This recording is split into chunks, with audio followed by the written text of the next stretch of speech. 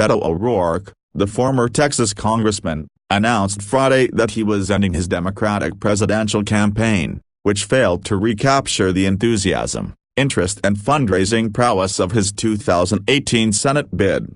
Addressing supporters in Iowa, O'Rourke said he made the decision reluctantly and vowed to stay active in the fight to defeat President Donald Trump. "I will be part of this and so will you," he said. O'Rourke was urged to run for president by many Democrats, including supporters of former President Barack Obama, who were energized by his narrow Senate loss last year in Texas, a reliably Republican state. He raised a record $80 million from donors across the country, visited every county in Texas and used social media and live streaming video to engage directly with voters. He ultimately lost to incumbent Republican Sen. Ted Cruz by 3 percentage points. But O'Rourke, 47, struggled to replicate that model in the presidential primary, and both his polling and his fundraising dwindled significantly in recent months. "We have to clearly see, at this point, that we did not have the means to pursue this campaign successfully and that my service will not be as a candidate, nor as a nominee of this party for the presidency," O'Rourke said.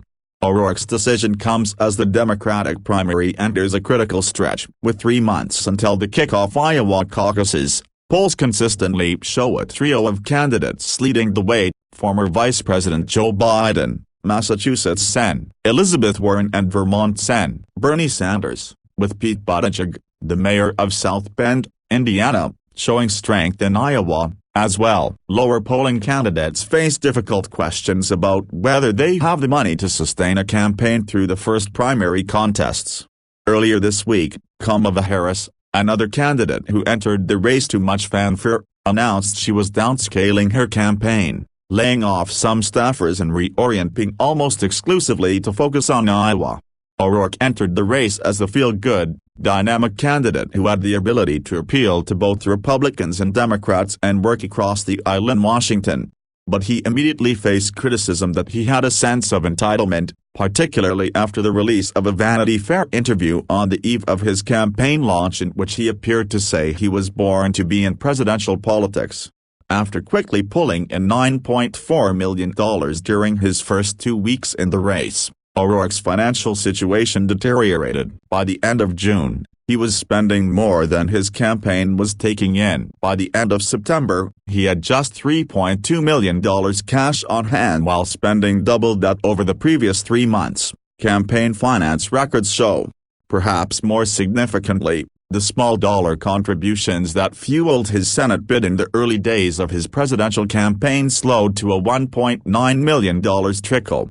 The former congressman also struggled to articulate a consistent vision and messaging as a presidential candidate. He spent several weeks trying to build his campaign around climate change, calling global warming the greatest existential threat the country had ever faced. But as the excitement over his candidacy began to fade, O'Rourke was forced to stage a reintroduction of his campaign to reinvigorate it. After a gunman opened fire at a Walmart in his hometown of El Paso, killing 22 people, O'Rourke more heavily embraced gun control, saying he would take assault weapons away from existing owners.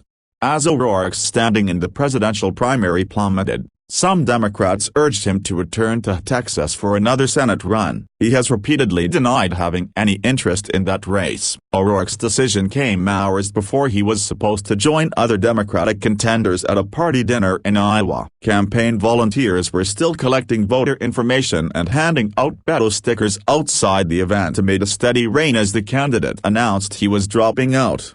O'Rourke did not endorse another Democrat for the nomination, saying the country will be well served by any of the other candidates, and I'm going to be proud to support whoever that nominee is. Trump quickly weighed in on O'Rourke's exit, saying in a tweet, "Oh no, Beto just dropped out of race for president despite him saying he was born for this. I don't think so."